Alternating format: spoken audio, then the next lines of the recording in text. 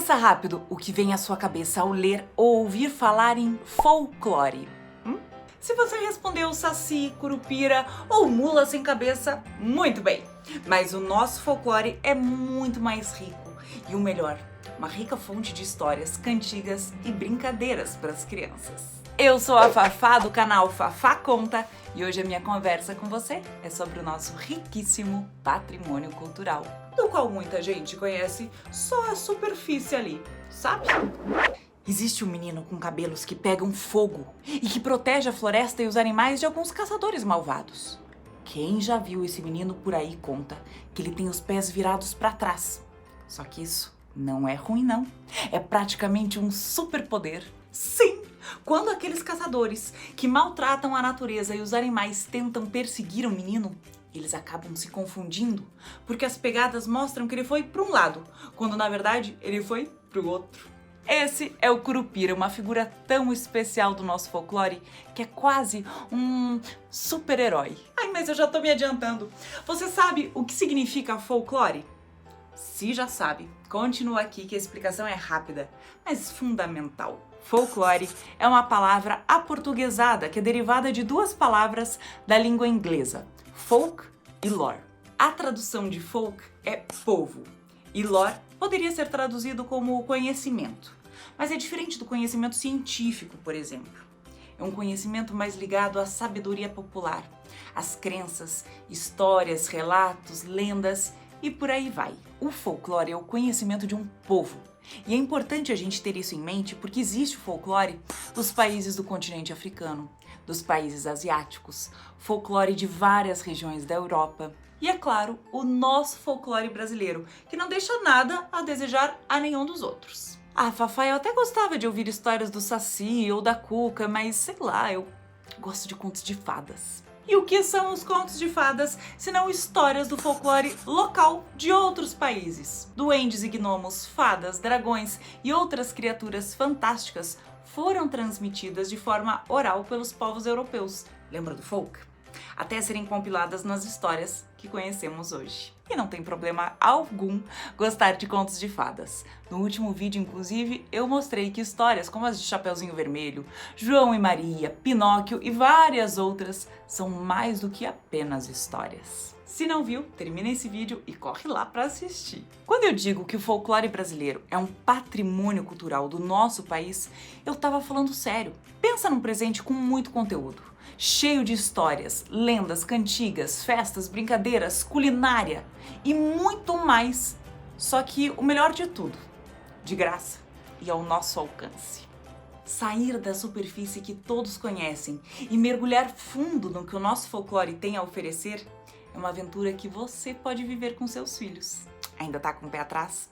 Então dá só uma olhada nos benefícios que o conhecimento do nosso povo tem a oferecer. Todo mundo conhece ou já ouviu falar do boto, da cuca ou do negrinho do pastoreio, certo? Só que nem todo mundo sabe que o boto é uma lenda lá do norte do país. A cuca veio lá do nordeste e a origem do negrinho do pastoreio está no sul. Ao se aprofundar em cada uma dessas lendas, também estamos ensinando sobre toda a diversidade de costumes e culturas em um país continental como o nosso.